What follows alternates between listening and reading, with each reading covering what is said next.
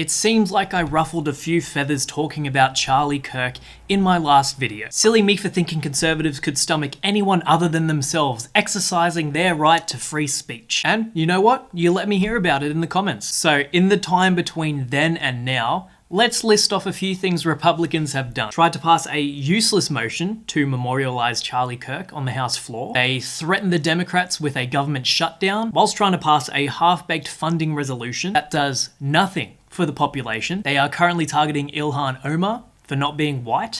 They tried dealing with the Taliban with no luck. And they designated Antifa as a terror organization. It's sort of weird to be against anti-fascism, but I digress. Tell me, conservatives in the comment section, how do any of those things actually help you as an individual? I'll give you a hint. They don't. All these conservatives on Twitter, on Facebook, on TikTok are doing all this winning. The Republican Party had no problem passing the big "fuck you, I hate you" bill. Fuck you for being working class. I hate everything about you bill. This bill makes the obscenely rich, the oligarchs, even richer, while attacking the most basic needs of working families and the most vulnerable people in our society. So yeah, nothing new for what Republicans stand for, pretty much. He ran on a platform of tax cuts, and conservatives bought into it because every conservative is a millionaire who hasn't gotten lucky yet, apparently, is what I'm sure they're thinking. So whilst they're getting screwed over now, they're getting bent over the couch that JD Vance fucked. The way they rationalize it, yeah, it's gonna be tough. We're gonna have to make some cuts, but it's gonna be worth it one day when I pull myself up from my bootstraps and am richer than all the degree-having liberals that statistically have a much higher chance of a better income. That's just how society works. And whilst people were voicing their frustrations on Twitter, conservatives were caught up with immigrants, trans people, a couple motions here and there to ban gay marriage for whatever fucking reason. Nothing about how Trump and co seek to screw over the working class community that they are a part of. No, nothing along those lines. No. Why talk about that when Republican donors can just keep you distracted over here, you know? And I'll tell you why. Because Republicans have no incentive to help you. They do have an incentive, however, to help you hate me. So whilst you've been crying in my comment sections about Charlie Kirk, Republicans have continued to do fuck all for you. And it's because of one thing. Because being a conservative is of being zero consequence. All right, what do I mean by that? I'll rattle off a few things. You tell me, conservatives, if they sound good, right? Now, the big beautiful bill. Essentially a bunch of tax cuts, right? It's a simple thought, I'm sure you can agree with it. Now, to finance these tax cuts, right, the Trump administration will finance the differential by cutting a few dollars here and there from services, from a few departments like Medicaid, the SNAP food program. So far, so good. Have I dumbed it down enough for you? Good, right?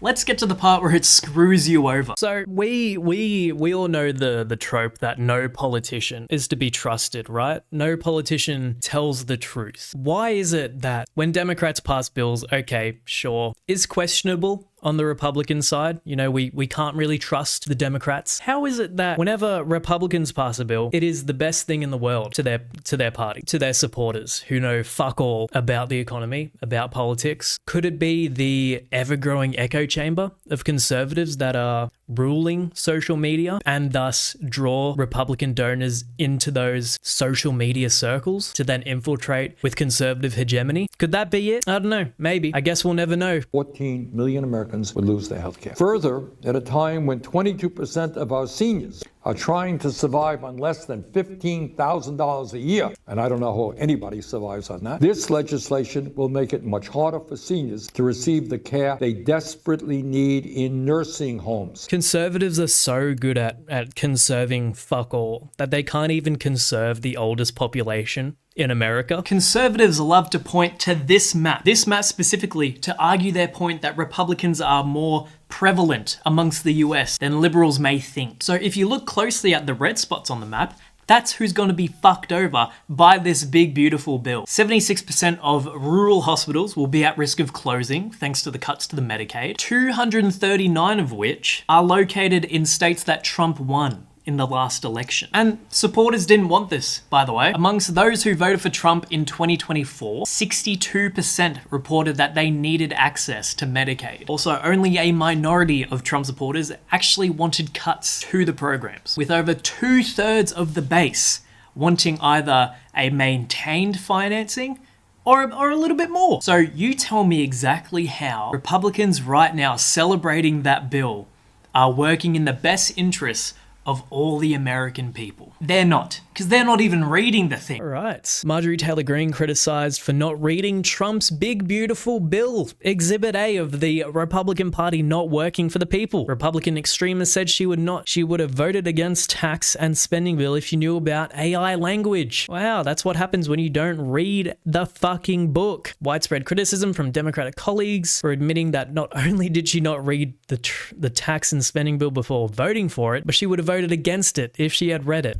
Wasn't this the vote that went by one vote? Went through by one vote? She would have voted against the bill entirely if she had known about the AI language buried on pages 2-7. That's an average book. You can read up to page 300 in 5 days if you read 60 pages a day. That's what, an hour and a half of reading? You as a leader of your country couldn't set that time aside for the people that voted for you? Fucking crazy. Can she read it all? She tweets all day. She must. Even better, away from Medicaid into the realm of woke sustainable energy, 9 out of the 10 states with jobs at risk due to the elimination of clean tax credits all voted for Trump. The motherland of Texas has 130,000 jobs at risk alone. Hey, that's the price of good old-fashioned American freedom, which is insane given access to Medicaid and SNAP will get shafted due to means testing for able-bodied people, and they have to prove that they are working upwards of 80 hours a month. The Big Booty Cheeks bill, a massive, massive wealth distribution for the wealthiest in society in the form of making the tax cuts that Donald Trump actually implemented in 2017 permanent, while also simultaneously increasing the budget for Trump's immigration detention and immigration enforcement by $175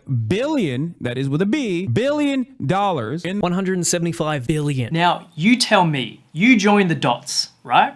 You tell me how more people losing jobs in rural areas, historically underfunded areas of America that all happen to be red states, explain to me how the math is gonna math. More people losing jobs, it's getting harder to prove you're able-bodied enough to get access to Medicaid. Tell me how it's a good thing.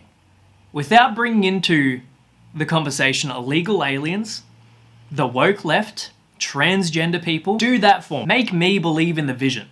Because I have a degree up there, right?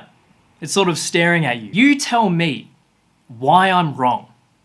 Okay? Can you do that? This is what happens when you elect Republicans. They loot the treasury, give up the debt, victimize the poor, cause economic crisis, leave Democrats to clean up the mess. This didn't happen by accident because the actions we took last year, we achieved the fastest economic growth in nearly 4 decades. That's Joe Biden, by the way. That's Trump's first term, I believe. GDP growth isn't the best metric for understanding how good a society is doing. But I mean, for the party that talks about being the best at handling funds and handling the economy, which is something they ran on, even though Biden's economy was pretty fucking good.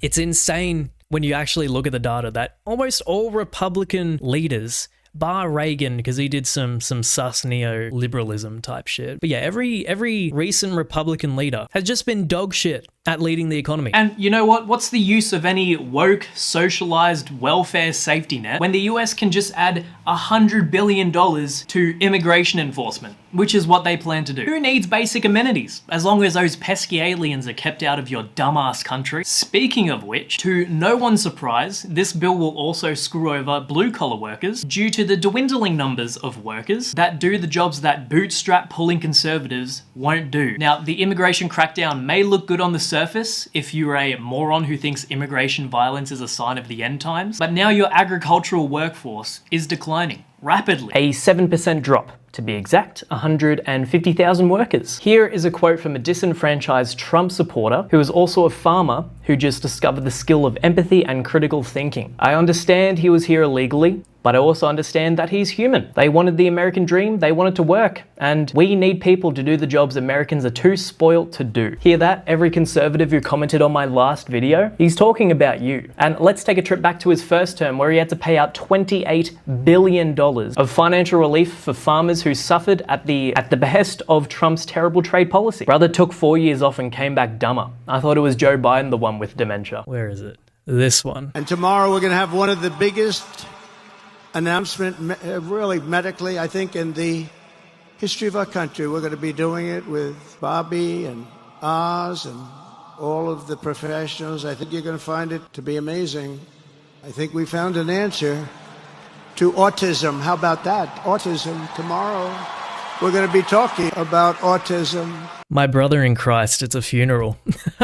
Trump announced the biggest medical breakthrough in US history, claimed they found an answer to autism.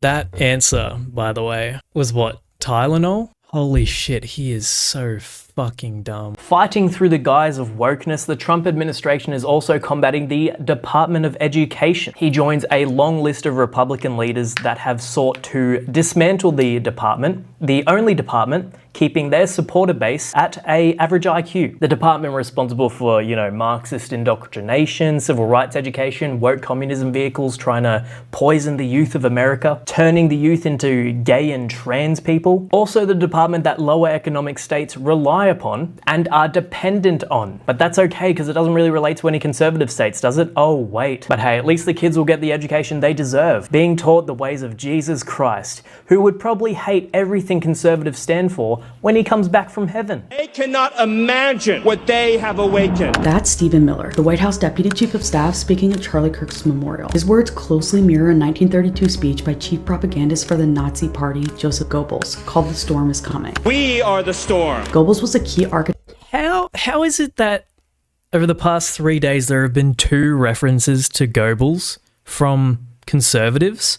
One of them leading the state of Israel, Netanyahu, quoting Goebbels to say he didn't kill Charlie Kirk? A bit drastic if you're asking me. Now, all of this just to say, how did we get here? How did we get to a government that doesn't look out for the best interests of their own supporter base, for their own population that was so desperate to bring him back into government? And how did we get to a constituency so hell-bent on screwing the working class of America? I will give you a hint. It's by design. Republicans will never have your best interest at heart because it's not relevant to them. What is, however, relevant to them is having you hate me. Charlie Kirk truly was. He was a missionary with a noble spirit. He did not hate his opponents. He wanted the best for them. That's where I disagreed with Charlie. I hate my opponent.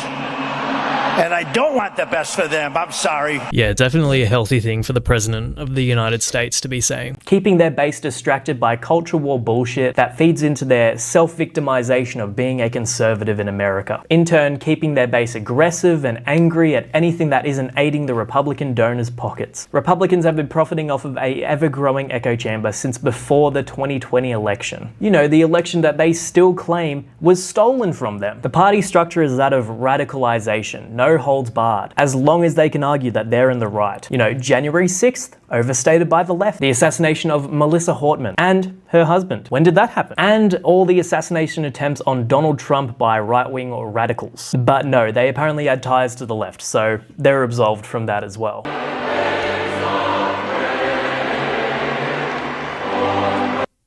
What the fuck was that? What the fuck was that?